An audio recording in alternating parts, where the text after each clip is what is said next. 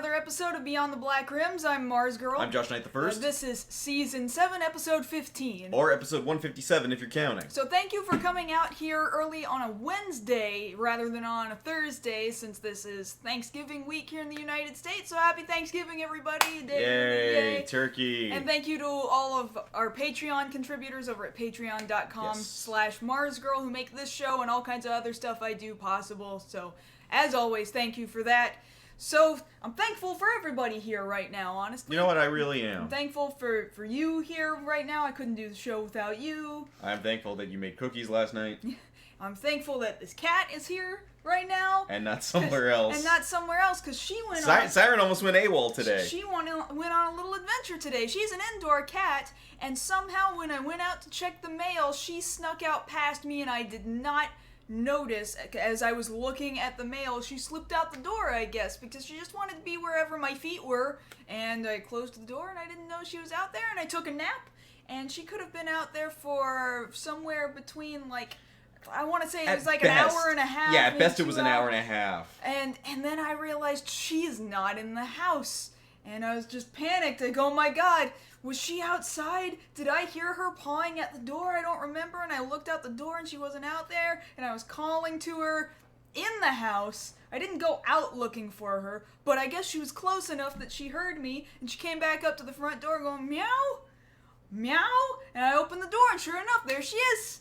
Yeah. Outside, and she comes running back in, circling my feet. Meow, meow. She didn't want to be out there. So she got over it. She got past her little excursion to the outside world. Yeah, good job, Siren. Don't do it again. She didn't want to be out there. She just wanted to follow me. So don't do that again. No, see, understand. She does this every couple of months. Every so often, she'll get past you when you go to check the mail, and then she'll go to like the bottom of the stairs and maybe peek out, and then she'll get freaked out and be like, no, I don't want to be with the outside in the world, meow. I want to come home, meow. She just wants to be inside.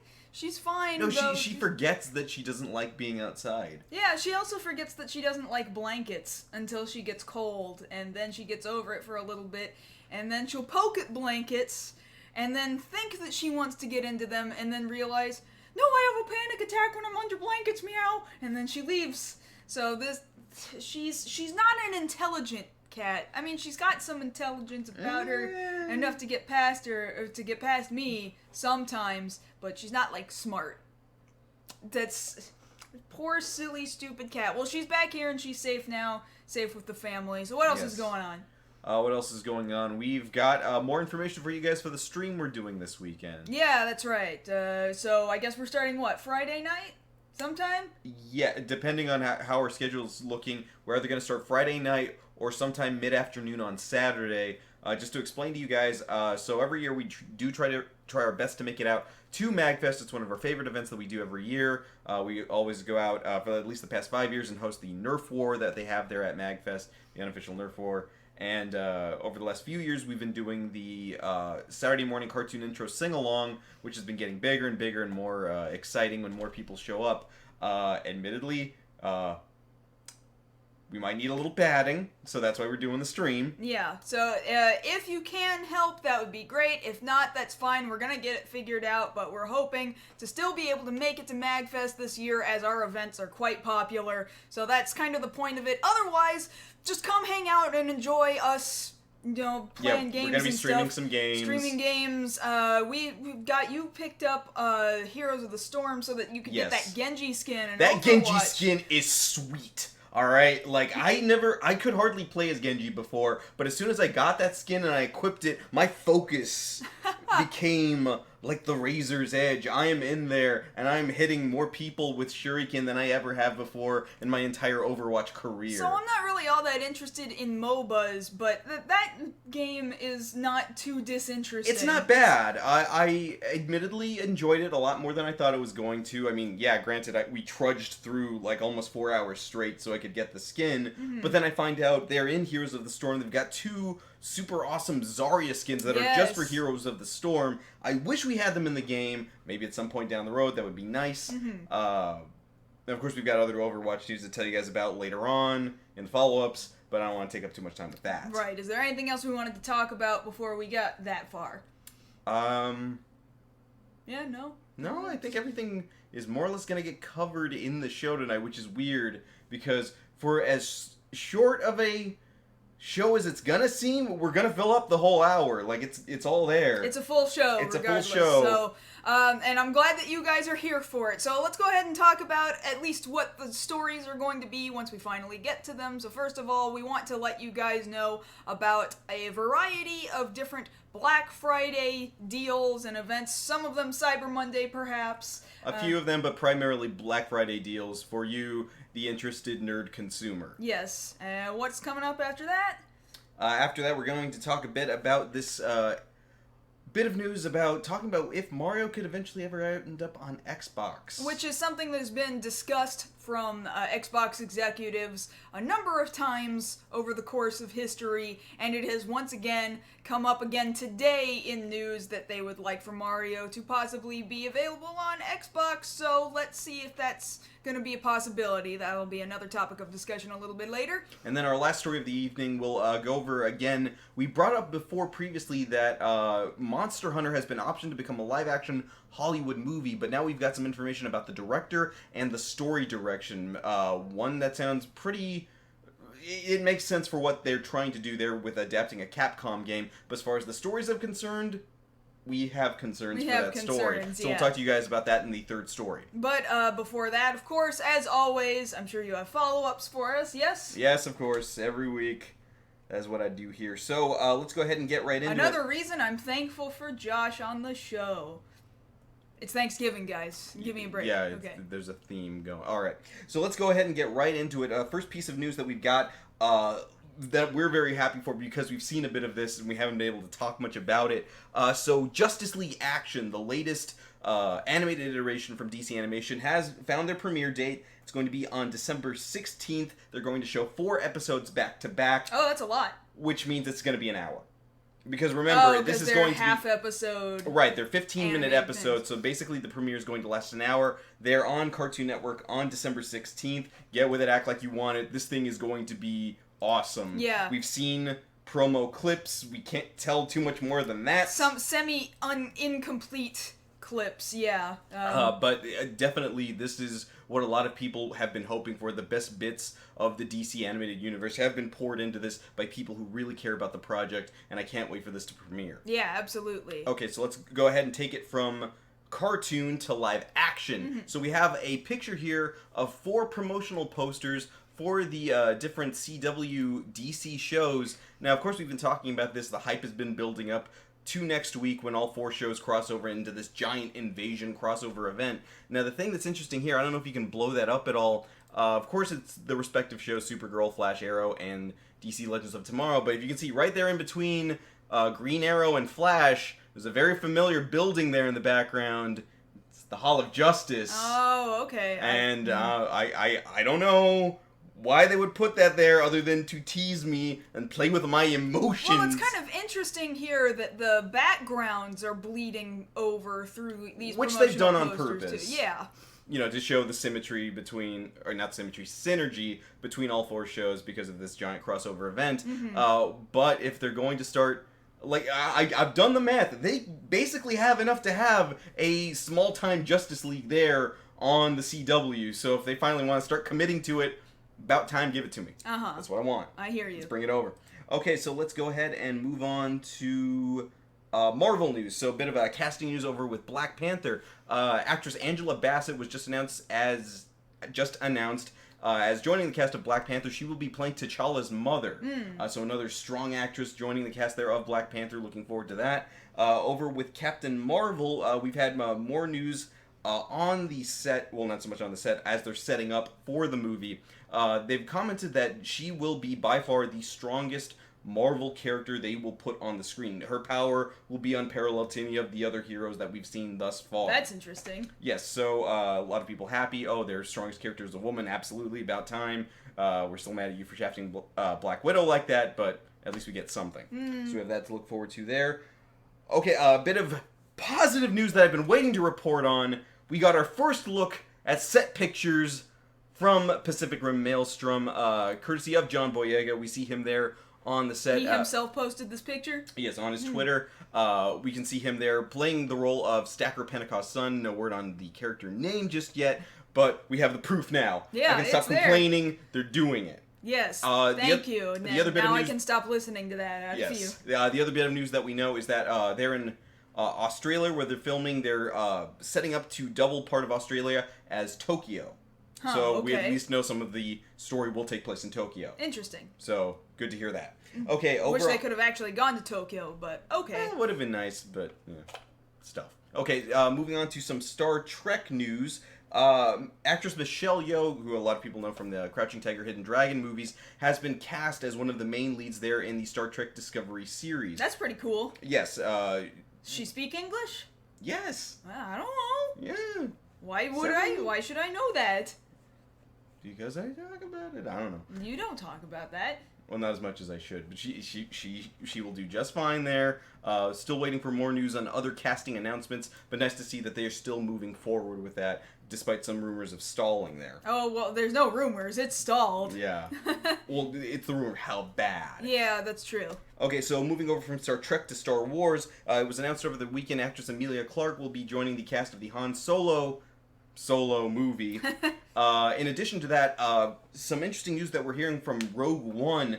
Now, we were wondering about whether or not this was going to be a thing, but apparently there are early reports confirming that Rogue One will be the first Star Wars movie to not have an opening crawl. Huh. Well, that makes sense. It's a spin-off. Yeah, so I'm kind of willing to give okay it with that. Yeah. So far, everything I've seen has not made it seem to me like it's going to be disappointing at all. I think I'm willing to make that conceit for this movie, provided that it delivers on everything that it's saying it's going to give us. Yeah. As far as story, as far as drama, as far as fitting so well into the Star Wars universe, as I'm hoping it does. And again, I feel like since it's not part of the mainline series, that's just not a complaint that I have about it. You make conceits about how storytelling is done, about how cinematically the movie is shot. I just imagine that that's what it means to be a spin-off.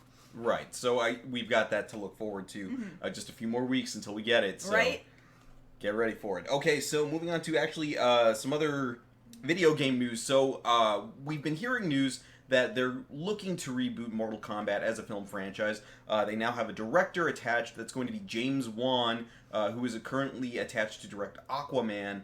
No word yet on the script. They're still tailoring it, trying to see where the right feel is. Whenever they say that, especially now in regards to a video game movie, that worries me because, as you'll see in a story later on tonight, that could be a very good thing or a very, very bad thing, depending on how they want to take it. But we have that to report on for Mortal Kombat. Over with Overwatch news. So, a new patch has been released for the PTR group there for Overwatch, specifically relating to the character Symmetra there in the game. So, Symmetra, for the most part, Blizzard realized that people were primarily only using her in the first half of a defense map and then really not using her at all, since her abilities only seem to apply to that portion of a map. Of course. So from that point, they decided, well, maybe it's better to overhaul her and give her more variety, more playability there in the maps. So she has become the first character in Overwatch to have not one, but two separate ultimates. Of course, she will still have her teleporter, but now she also has a team barrier that will cover everybody, and she will have the ability to switch off between those two. She's also been given a particle shield, which she can throw in front of her, which makes sense if you're doing a push on, say, Temple of Anubis, and you need to make it across that point. So long as nothing touches the shield, it will keep pushing forward, working just like her orb. And the concept, I think, is a decent enough concept. It's the execution of it that's really kind of been a problem, and it needs to be nerfed in a few ways, which always happens when a new character or a new ability comes out. That almost always happens. Now, I'm wondering, though, because it does make sense. As somebody who has played some with Symmetra, along with my team there on PS4, yeah, you only play her in certain capabilities. The idea that you can be, quote-unquote, an attack Symmetra now makes a lot of people very happy, but at the same time, yes, there's already reports there from the PTR group that it can be a bit broken. There's some glitches.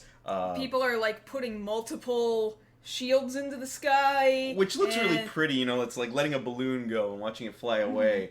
But then people figured out that Reaper could teleport on top of them and then glitch out and fly.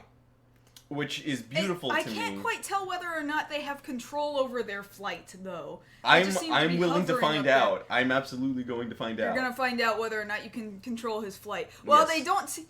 The one thing he can't seem to do is come back down. No. It kind of looks like he'll get all the way out to the edge of the map, and maybe that's Hit where the he hits the invisible invisible wall. wall and just drops. Potentially. But I'm absolutely going to see if I can fly as Reaper. Okay, good luck. I just want to fly. You better hurry up and do it before they patch it, because they're gonna patch that. They're gonna out. patch that, absolutely. Okay, so over in Power Ranger Reboot news, so we have reported to you guys about the different toys that they're going to be selling. According to some people, some Toys R Us's have gotten them out on shelves already, beating the street date of December by about a week or two. Yeah. So some people are getting a hold of the Power Morpher there for the movie, as well as the large T-Rex Battle Zord. So be on the lookout in your local area for your Toys R Us to see if they're carrying it, and if you see it, that's up to you, it's your own trip. Okay, so interesting news here from something I didn't really think was going to cross over. News having to do with World Wrestling Entertainment, the WWE, and Crunchyroll. So apparently right now, Crunchyroll and WWE are having a cross-promotion where you can sign up for both services for the low manufacturer-suggested retail price of $19.98. For 3 months. For 3 months. 3 Now, months. admittedly, for somebody who likes watching Tokusatsu over on WWE and Tokusatsu over on Crunchyroll, that kind of makes sense. Right. Especially, There was the two companies, Funimation and Crunchyroll, working together made a lot of sense to me. I did not see this one coming. well, This did not make a lot of in sense to me. certain ways, the WWE is trying to embrace the nerdiness of their fan base. In some way, this is the WWE as anime, yes, because it's very unrealistic. It's very and shonen. It's a very shonen sort of style of television. But if you are looking to watch giant men beat down giant men and then giant men beat down other men while in spandex, really there's no difference when I There's no describe it like difference. that. Then you can there's sign no up for this. difference. So you have that to look forward to. Okay, so over on the Final Fantasy 15 end of things, okay, it's just a couple of days. It's a little less than a week now. A little less than a week now until we get the game. I don't know whether or not, like, I must be kind of excited, but I'm also so scared. I'm excited, but I'm terrified. You're brimming with anticipation. That's a very positive spin on what I'm feeling. Yeah. Okay, but here we see that there's an event being teased for Final Fantasy 15 out in the Hollywood area. You were explaining this to me just before the show, how this is going to work. Right, well, kind of, because they haven't actually said very much. You can kind of see up here, it says something huge is coming. What you see here are, this is artwork of the LA area, and there's like 3 people here, and they're holding what appear to be cameras. And on Final Fantasy 15's social media, it said, we're going to have something astronomical for you guys. Yes. And astrals are the names that have been given to summons within Final Fantasy 15, which has sort of led me to believe, because they're saying something huge is coming, those astrals, those summons are incredibly huge in Final Fantasy 15. So, my thought process here with this art is that it's going to be an augmented reality event. You go and you take That would make sense. You go take your phone, you go and you stand in this one particular spot, and then you're going to turn on the camera and you're going to look up and you're going to see like Rama or somebody standing up there, and you're going, oh, and you see all of LA's buildings all around. That is my assumption. And again, notice how Square Enix is so heavily relying on Western push. Yes. For this. There's been some push in Japan, but it hasn't been nearly as big as it's been internationally, because they know they desperately need for this game to succeed in the West, or else Final Fantasy as a core franchise is gonna die. That's just what's gonna happen. This is the make or break. Yeah. So we have that to look forward to out of That's Hollywood. launch day, November 29th. They better get this right. All right. I'm interested in seeing what this event is going to be. And then the last bit of news we have for the Tokusatsu end of things is 2 little bits of news having to do with the Kamen Rider Heisei Generations movie war coming up here next month. The first bit we have to show you is a new picture of a form for Kamen Rider Ghost coming into the movie called Tenka Toitsu Damashi. No word on what exactly the purpose of this form is, just that Ghost is getting another form in addition to the Eggzade form that we've already seen teased in the commercials. I don't see why he needs it, but okay. It's a movie, they'll give him whatever.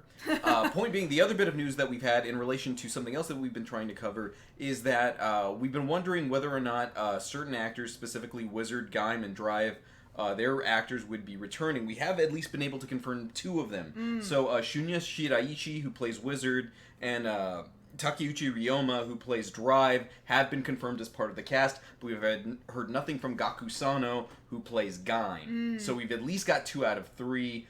Maybe it's going to be 2 out of 3 ain't bad. 2 out of 3 ain't bad. Yeah. It would be nice to have all of them, but we'll have to see how that pans out. Maybe it's just a late edition, or they'll find some way around it, and at least his voice is in there. Right, of course. Here's hoping.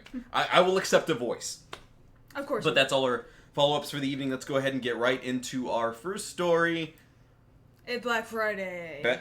Black Mother 11 Friday, people. So, really, at base, we would typically, I think, say don't go out and shop on Black Friday, right? But people are gonna do it. Well, one, people are gonna do it, too, considering the kind of year a lot of us have had. I think we need the distraction, and maybe we've earned something nice at this point. Yeah, but before we kind of continue with the story, can we just say, like, shop responsibly? Shop responsibly. And kindly, at least. No hitting below the belt. No hitting. No hitting, No yeah. hitting, yeah. And I think I've told this story before. I probably told it on a previous Black Friday episode. Because we've covered it before. Yeah, where I can remember the last time I actually, like, stood in line to do anything related to Black Friday was many, many years ago when Circuit City was still in business, and I stood outside to get a camera at Circuit City, and I was, relatively near the front of this line, and they finally let us in, and you could see the people, the employees standing there, trying to put on their best fake smiles for the starting crowd, and I could kind of see it starting to break, yeah. Yeah. And I turned around, and I saw the rest of everyone coming in after me, and Deuce was there, and just... And you just heard it. Dun, dun, dun, dun. It was running of the bulls, and I never want to do anything like that ever again. Now I'm too old for that crap. I can't do it, Josh. No, I get it. I totally get it. But there's admittedly stuff out there that I kind of sort of want. Admittedly, yeah, I can kind of say that this time too, because, as time goes on, you try to wean down, okay, what is it I actually want this year? Mm-hmm. I don't want to be just sold on just anything. Some people are looking for systems, some people are looking for TVs, some people can get those together. So a lot of the stuff we've been looking at is geared toward game systems and games for the holiday season. So specifically, there has been this Google Docs spreadsheet going around that people have been updating with nothing but Black Friday deals on video game related stuff, and it's been really, really super helpful. There have been a number of things that I found on it that I really wanted. I took some notes on just a couple of things that I found at the cheapest for like $8. There's games going on sale for $8. Now, I may or may not be receiving this from someone else later, but Assassin's Creed Unity, I've been playing through the Assassin's Creed games. Through our collection here. To prep for the Assassin's Creed film coming out next month. It's going to be at Target for just $8 on Black Friday. That's nothing. Yeah, or the Final Fantasy X and X-2 HD remake is for PS4. It's going to be at Walmart also for $8, and I really wanted that version of that because you can get the Japanese audio on it if you switch the region properly, and you can actually choose which soundtrack you want, the original old school soundtrack or the remake soundtrack, which is not so good, but some people like it, but you can choose it. Then there's things like Shadow of Mordor at Walmart, also for $8, and the original Watch Dogs at Target, also for $8. Admittedly, Watch Dogs 2 is infinitely a better improved game from the first Watch Dogs, but say you want to get in on the ground level, There's your first Watch Dogs. I would kind of hold off on Watch Dogs, but at least for the HD remake for Final Fantasy X, 10 and 10-2, that makes sense. I can see how somebody would want to pay very little for that to get the most bang for their buck. Right. Now, as far as getting a hold of a whole system, you have several different options here. Of course, the biggest thing now is the PS4 Pro that was just released. There's a couple of different options for that. I'm really fascinated by this one particular PS4 Pro bundled together with a Toshiba 55-inch 4K TV. 4K is nice. For $749.99. Okay, so how much does that make sense there? Because the PS4 Pro on its own, that's what, 400? It's 350 thereabouts, I want to say. Right. Maybe 400. And then a 55-inch 4K TV is nothing to sneeze at. You know, we were just shopping for a TV ourselves just at 1080p. Right. And granted, we found a good cheap one, but we kind of went semi-off-brand, like known, but off-brand. Hey, it's a working TV. Yeah, it's a Sanyo. We got a Sanyo, right? Yeah. It functions, you know? It serves our purposes. But if you're gonna get a PS4 Pro, there is like no point unless you have a 4K TV. Right, we were talking about that back on a previous episode when we were talking about the PS4 Pro. So it makes sense that you want to buy a 4K TV, and you've seen, when we were looking around for TVs, 4K TVs are expensive. And at 55 inches? 55 inches. That's decent. That's more than decent, actually. Yeah, I would assume that I bet that TV goes for at least 600. At least. So then that's a fairly decent deal there. If you've got that much cash anyway. And then what else are we looking at here? A bunch of Xbox One S bundles. Tons and tons of Xbox One S bundles.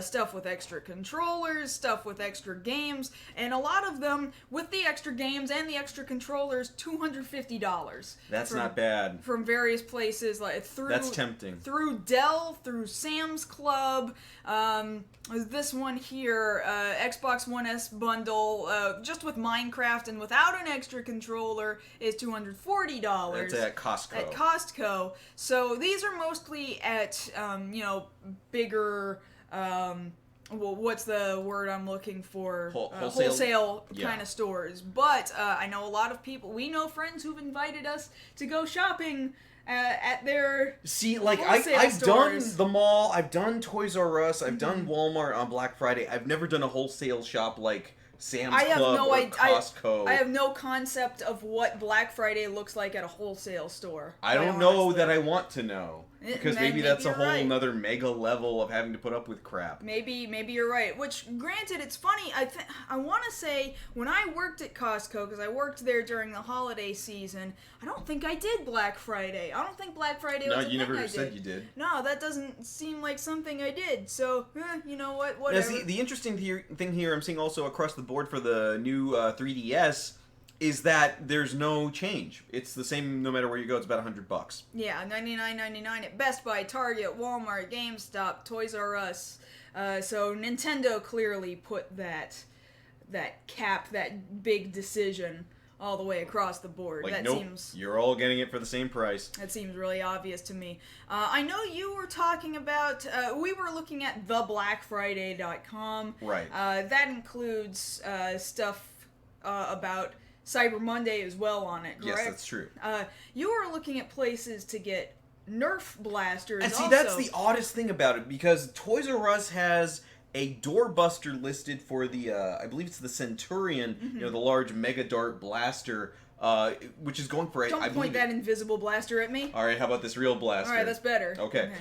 So their doorbuster is for $20 for the Centurion, which is a steal because normally the Centurion goes for about $50, $60. You're saving quite a bit there, but that's about it. Everywhere I checked, Walmart, Target, Toys R Us, they're not really pushing any Nerf stuff. That's really disappointing. Now, admittedly, during the year they have 20-30% off, but that's negligible. When it's pretty much all the time. That might as well be list price if you always have a 20% off sale on Nerf. So at this point, you would figure they'd want to push it more, especially now with more Modulus things out there, with the Alien line, the Rival line. So why wouldn't they push that more? I don't know. You would think that's because Black Friday is basically the trigger for this is Christmas season now, and who? It's not Hasbro that releases Nerf. It's No, it's Hasbro. Is it Hasbro? Okay, Yeah. you're right. It's Hasbro. Hasbro, you think would be smart about, okay, let's go in full force on Christmas season, including with Nerf blasters. I don't know. Maybe this is just not the year for Nerf blasters. I don't know, because they're releasing so many, and then they've got this whole another line coming out at the beginning of January, which more than likely we'll end up seeing a lot of them there at MagFest, as we normally do every I year. hope so, although MagFest is the very first weekend, before the week is out, before the first 7 days of January come and go. That's MagFest this year? So we may or may not see those blasters. They might not here's be out in hoping, time. because I'm looking forward to, the Mega Dart stuff is really looking quite appealing this year, especially the Mega Dart shotgun that they've got coming out, which should be a decent size, as well as some other very specific blasters that I'm looking forward to. I just kind of wish there was more to... that the stores had more to offer as far as those sales were concerned. Right, of course. Now, I do believe right here you should be seeing, if you're not seeing it already, because there's a delay in what I'm saying and what I'm doing, there is a link in the chat on YouTube right now. If you're here with us live, I'll go ahead and include this in the description box later, although for you guys watching it later, it might not matter anymore. That link there that looks like it's a whole bunch of garbage, I promise you it's not garbage. That is the Google Docs spreadsheet that is being spread around with pretty accurate information about where you can be going to get a variety of Black Friday deals for video game related stuff, games, and hardware, both alike. And I believe, I don't believe it's including anything on Steam, unfortunately. The only Steam-related stuff is for a Steam controller, and Out then of GameStop. Out of GameStop, and then there's stuff about the Steam machine being, again, sold through GameStop, and that's about it. That's the only Steam-related stuff that is on this list. Otherwise, Steam, go to their online store. They've got deals rolling out pretty much this whole weekend. Right, All the way I'm pretty through sure Monday. I will come away from this weekend with about 3 or 4 new games, because that's what happens every time they have a sale. That always happens. Almost time for that winter sale. Right? Yeah. Oh, yeah, my wallet! But that's what we're here for. We're here to help your wallet hurt. Or maybe not hurt so much if you know about these deals. So you're welcome. You're welcome. Yeah. Good luck. For the most part, again, treat Black Friday with care, folks. Everybody else who works at these stores and anywhere else you may go, they are human beings. Treat them as such. They are just like you, and they're just trying to make money. Yeah, they're not there because they want to be there. I just got out of retail this past year. I know what it's like working on Thanksgiving Day, Black Friday. Please treat them with respect. They don't want to be there any more than you want to be there longer than you have to. Yeah. So everybody respect everybody. Yes, bottom line. please. So I think that about wraps this segment up, huh? Yeah. Yeah, all right. So let's move on to talking about Mario and the Xbox, Mario and Microsoft working together, which, as you can see from the picture here, Minecraft, the Wii U version, had an update a little earlier this year with the Super Mario Edition, so this was official Nintendo stuff in Minecraft, and that's important because Minecraft this past year got purchased and bought out by Microsoft. So this is a Microsoft-owned game that ended up on the Wii U, and then Mario ended up in it. Like, these are some really interesting first steps. But it's definitely not the only thing that we have heard about people over at Microsoft wishing they could work and collaborate with Nintendo. Right. So what we've gotten news on today was there was a pretty long interview with Phil Spencer. He's the head of Xbox. And this came out. I'm reading it off of IGN currently, but I don't believe that this was an interview directly with IGN. I believe it was from somebody in Australia, but perhaps it was through IGN. But he was quoted in this as saying, "It's been a great partnership on Minecraft. In fact, they put Mario and Minecraft on Wii U with the mashup skin pack, and continuing to work with them on that and building a stronger relationship. I mean, if that paid dividends down the road that led to something else, that would be fantastic. I'd love to see Mario on Xbox." Now, so imagine the possibilities, okay? Which is basically what we're here to do. So with something like this, we have to look back at other, I guess you'd say, console mascots that eventually crossed over. Most notably, I would be referring to Sonic. Yeah, but realize to what degree that has happened. This was only after Sega died an evil death in the console wars, and they no longer build consoles. Right. Sonic basically became a soldier without a home. So at that point, it made sense for him. Yeah. Essentially, a knight errant of such. But he had the ability to go from platform to platform because, as you just stated, Sega had lost the war there. Mario and Nintendo haven't lost the war. They're still pretty much at the top of their game. Yeah, I really would have thought, if they're talking like this sign is the end times of Nintendo's console generations, which I would have almost believed if we had not only all too recently heard news about the Switch. Now, if the Switch fails, then I would absolutely believe that Microsoft would pick up Mario content. Nintendo would just continue making video games, but not making consoles. But here they are coming out with the Switch just in a couple more months. So, that's not it. Well, see, the thing is, really, this is... Let's frame it the way it actually is. This is wishful thinking on Xbox's part. They would like to take part in the Mario IP, use more of those characters, develop games there for their system, and not the other way around. Because at this point, Xbox isn't winning necessarily, but they're not losing either. But you still want to do what you can to maintain your I really edge. feel like Microsoft has got a pretty decent hunk of the hardcore gaming audience. Right, but basically what I'm saying is in regard to Mario, there's a certain... I don't want to say stigma, just this idea like he's been the untouchable one. He's what represents Nintendo, and if Nintendo ends up shipping him off somewhere, that would come across as weakness, would it not? Well, Spencer himself said this was something he told to us gamers. I want to say this was sometime in the past. Nintendo has the strongest first party of anybody. They're just fantastic, and the memories that they have instilled in so many of us who've played their games and had those delightful experiences, having those on Xbox would be great. So I see what you're saying and saying he wants to take Mario over to Microsoft, but at the same time he's acknowledging Nintendo's hard, heavy-hitting presence for generations of gamers. Yeah, but you can still acknowledge that and at the same time undermine what they're doing. Those memories were made on Nintendo systems, not on Xbox systems. So really, that seems more like just looking out for your bottom line over there at Xbox. Now, would this be a good decision? For Xbox, maybe, but as far as Nintendo's concerned, I don't think they'd actually allow it. They might not.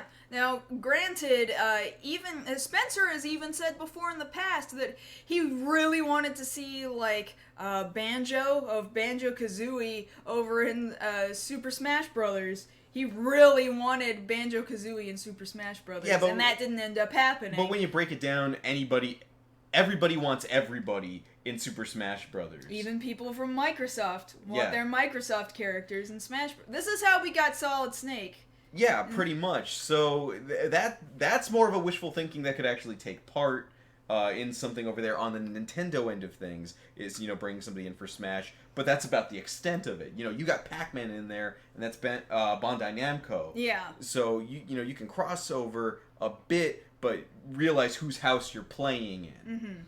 Mm-hmm. Now, As you said, that makes sense. If the Switch doesn't do very well, and that might be a desperation move, perhaps on Nintendo's part. Like, well, maybe we should ship Mario off to other countries and see what he does. And by countries, I mean systems. See how well he does there, and try and save face on it. But I don't think that that's the position they're going to be in once the Switch launches next year, because from everything that we're tracking right now, the Switch looks to be the next NES classic. Right. There's a lot of interest in it, a lot of people wanting to see what they can do with it, what games they'll put out on it, and in order to keep their head above water, they're going to need to keep Mario at the forefront. That's true. Just the way it is. Of course, we know that there's going to be a Mario launch title on the Switch. There's always a packed-in Mario title on pretty much every Nintendo game system launch. That just always happens. Right. But even then, with that title, you just... It's like... How would I phrase it? It's like knowing somebody still lives at the same address. If I'm going to go to Mario, I know I can go to 1234 Nintendo Way. It's there. That's always where Mario's going to live. If he moves, that makes me feel weird. Which is funny because now my voice is going You feel weird. Really weird right now, don't you? No, but... Maybe you should take another sip to fix it. No, I'm good. Okay. But basically what I'm saying is, if it goes over, I don't know how people would take that in the public eye. Some people might be really positive in receiving that, like, oh, hey, we can play them on Xbox now. But I think more often than not, or not so much often than not, overall people would just find that really weird. Do you think that Nintendo fanboys would feel betrayed? Absolutely. Stabbed in the back? Abso-friggin-lutely. Because I feel like at this point, there's only so much to be said about brand loyalty, and perhaps Nintendo is in fact the only company left sticking to brand loyalty. I mean, even Final Fantasy was so strictly Nintendo for years and years and years, up until you got through 6, and then they were talking about developing 7 for Nintendo, and then Nintendo was going to partner with Sony to make the Nintendo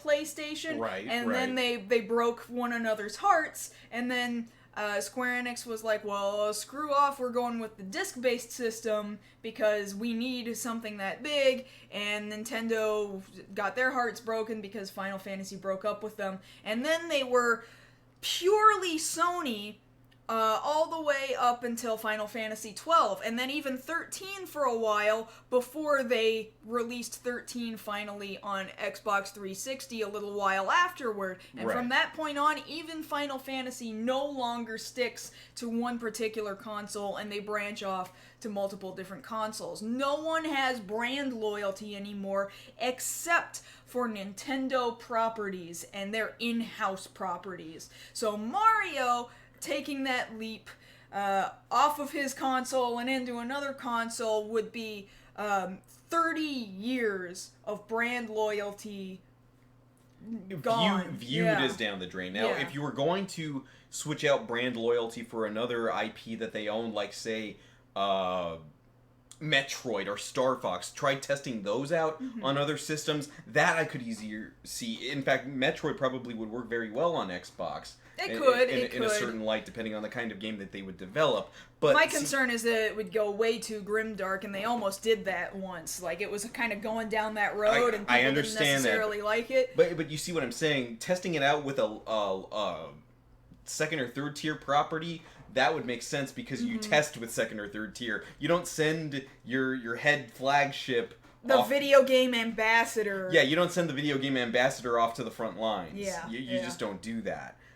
So I don't think Nintendo will agree to that. Maybe that'll change with the Switch not doing well, but I don't see that happening either. So really, I think Xbox, you're gonna have to keep dreaming over there. Microsoft, you're not getting your hands on these gloves. Really thick white gloves. Yes. But until then, they'll continue to shake hands and go about their own business. Pretty much.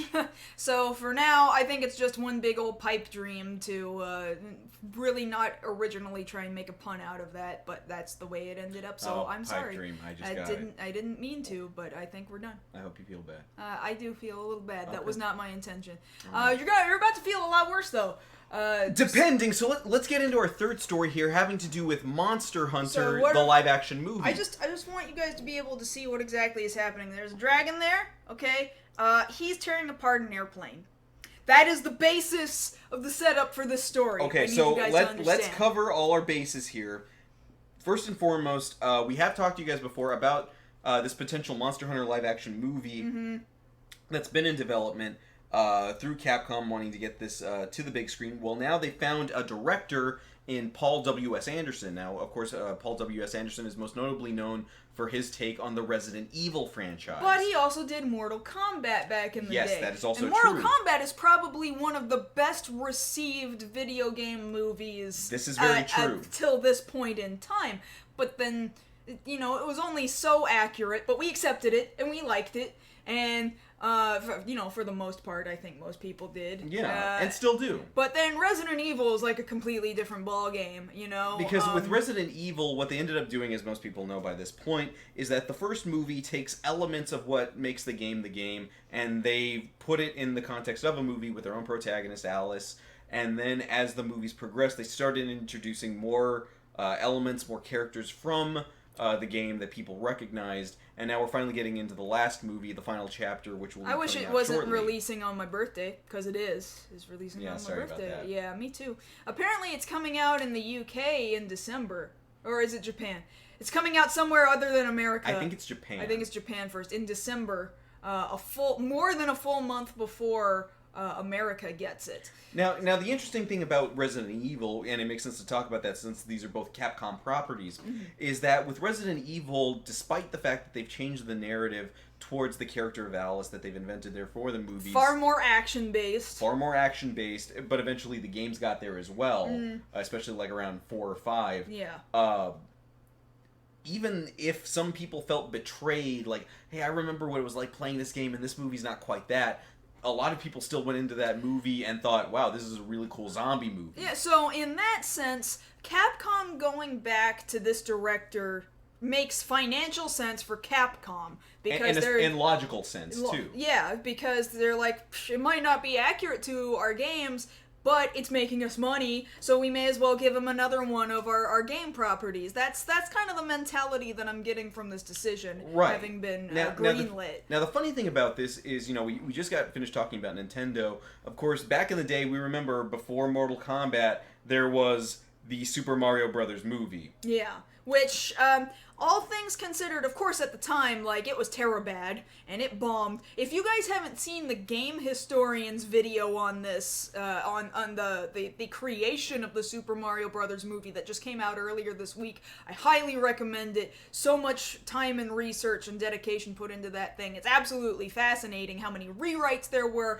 people brought on and fired left and right, and then scripts being rewritten, like, on the set. daily. On set, and Dennis Hopper is even like, well, I don't even read the scripts until I get onto the set. I figure it's not gonna hurt my character much. Yeah. So, but it's so funny because with the Super Mario Brothers movie, it was like somehow it still managed to acknowledge everything that Super Mario Brothers was up until that moment in time, even if it looked and behaved way differently.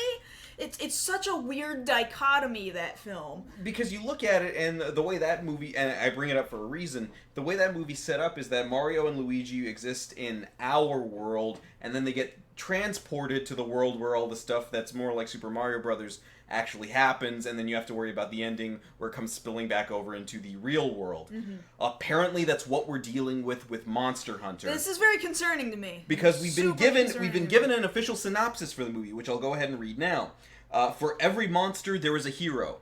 An ordinary man in a dead-end job discovers that he is actually the descendant of an ancient hero. He must travel to a mystical world to train to become a monster hunter before the mythical creatures from that world destroy ours. So understand what we're being dealt here. He's a guy from our world, kind of like at the beginning of like Wanted or something. He has a job that he absolutely hates. It sucks. And then he finds out, hey, guess what, dude? You're special, and you're from somewhere else. Sounds kind of familiar here, right? And then he gets transported over to Monster Hunter World, where all the Monster Hunter stuff happens, and then he has to defeat the monsters over there before they transfer themselves over here into our world. And the picture that you see here... They're destroying planes at LAX. They're in Los Angeles. They've already said the that... monsters are in Los Angeles. They're already saying that one of the final set pieces that they're planning for the movie is the monsters coming over, or Rathalos or whatever, coming over the Los Angeles International Airport and having an aerial battle there. Which sounds really cool, but that's not Monster Hunter. Yeah, so here Anderson goes into more detail about what they're doing here. The final act comes back to our world, and it's basically this epic battle in and around LAX. Then at the end, we're suddenly confronted with the fact that the mythological creatures of our world have come back to wreak vengeance. So we would definitely have a second film where that could be panned out. Wait. The creatures from our world? Our mythical creatures, so like Sasquatch, the Loch Ness Monster. No. That's how they're saying that fits together. No. So now the thing about the narrative, going back to this ordinary person, another quote from earlier here in this interview, there are no real central characters, so it's a bit like when we first approached Resident Evil and imposed our own characters and story on that world. I think it's a perfect IP for us to do exactly that same thing again. So, granted, he's right. Because when it comes to Monster Hunter, there isn't really a central character. No, there's not. It's you, and you make it your whatever gender and whatever height and give it a voice, and even then you're a silent protagonist except for grunts and groans and cheers and stuff, and everything is thrown directly onto you, so you could build whatever the hell story you wanted, but this... I don't know about this. See, if it was just a straight-up Monster Hunter story, just like what they give you, go back as far as Monster Hunter 3. You're just a guy who lives in that world already. But really, it's older than that. You're just a dude. Yeah. All of them, you're just a dude. You're a dude, you show up in a village, the village is being ransacked by monsters, either in the water or in the mountains or wherever. You get good, you fight with some people who help you, and then you take down a big baddie at the end, and then you get more armor. That's a very basic story that you can work around there. And you keep doing that for like 80, 120 hours. Right, but here, deciding to impose that world, real world thing, I kind of wish video game adaptations would stop doing that. Yeah. Like, granted, he worked on Mortal Kombat. It worked on Mortal Kombat because that was the story of Mortal Kombat. Yeah, he actually cared about Mortal Kombat. I know, he said he played Mortal Kombat in arcades a ton when he was living in the UK, and he was passionate about Mortal Kombat. I cannot help but feel like after that, he saw money in video game to film adaptations. Because the thing about it is that it's relevant to the plot there. The whole plot of Mortal Kombat is all of these fighters coming in from other dimensions to take over our dimension. Okay, that's fine for that, but it doesn't belong in Super Mario Bros. Yeah, we've got, pipes that go into different parts of a world, but it's not different worlds there. So it didn't work for that movie. I don't know why they think it's going to work in this movie. You could just tell a straight-up monster story. Yeah. But you're deciding to do this mess again, because to me, by this point... Because straight-up fantasy isn't good enough, I guess. No, maybe they think that won't sell. But that doesn't make any sense when you look at the success of things like the Lord of the Rings franchise. Mm-hmm. The Hobbit trilogy, they still banked. And the thing about it is, by this point, and this isn't something I've really voiced before, but I think this trope of guy from our reality finds out about the actual thing that we care about and then has to worry about that coming into our world is kind of offensive at this point. Like, you don't How many times it's been used? Right, like, at this point, not you don't even think just in video games, like, but... Understand, we are in the superhero movie renaissance. We can accept that things are going to happen in a certain way. The audience is not that hard to get to have suspension of disbelief. They will accept the thing you tell them. If you tell them this character lives in this world where there are monsters, then that's it. That's fine. Why do you need them to be like, well, understand, that's something separate from this guy's job who really, it really sucks for him, but he gets to escape from that. No, I don't need escapism. The escapism comes from you telling me the story of a guy who already lives in that world. Yeah, right? Exactly. You don't have to layer the escapism. Just tell me the story from where it began, and you don't have to bring it back to LAX. You don't have to set it in New York. It's fine. I will take the fantasy land. Just shoot the damn thing in New Zealand. I will accept it. Because... I mean, do they really think that, this is gonna get the office workers to come and watch this movie? Is that Is that the demographic they're aiming for? Or See, like we aren't even office talking about workers? demographics here, because I even remember the last couple of years, whenever a new Monster Hunter came out, every time we go to MagFest, there are people of varying ages playing this game. Yeah, it doesn't yeah. matter if you're 12, it doesn't matter if you're 45. People are hunting monsters, and they want help, and they need you And to it's give... super popular in Japan, where people would just take their PSPs or their PS Vitas and just sit on the train and just monster hunt with each Or other your while they 3DS. got across. Yeah, it was so huge on PSP. I can't Yeah. even tell you. Yeah, eventually it went to 3DS, but man, when it launched on PSP, it was pushed so hard. It's gonna be huge in Japan because Monster Hunter is enormous in Japan. But I'm wondering what they're gonna think now too, because I don't think this is the story that they were hoping for. Like, is the salaryman gonna go, "That's me. That's me, I want that"? I don't know. I don't know. Yeah, because, like... but that's the thing. They're marketing this towards a Western audience primarily, I would think. So I don't think you're really going to capture the salaryman audience who's already playing the video game and able to look up and be like, "That's not this." Yeah, exactly.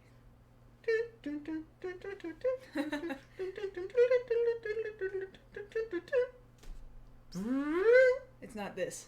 It's not that. Now, see, that's the other thing, too, because you bring up, at least with the Mario movie, they were able to reference... Oddly enough, they reference a bunch of things. It's like, yeah, I recognize that name. I recognize that shape. Yeah, that's a bomb. That's a bullet bill. And you still end up missing the mark, and it still ends up being a crappy movie. Uh-huh. You can't do that here. You know, you need certain visual aspects. If somebody's cooking a roast, at least have them whistle the tune of cooking a steak.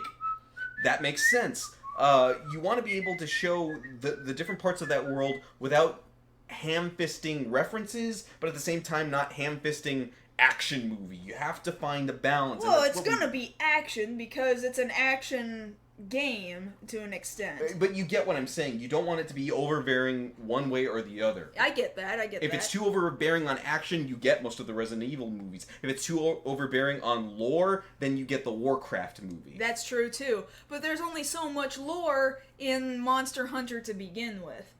But Just a little bit. But you just a little just bit. Anderson, do your homework.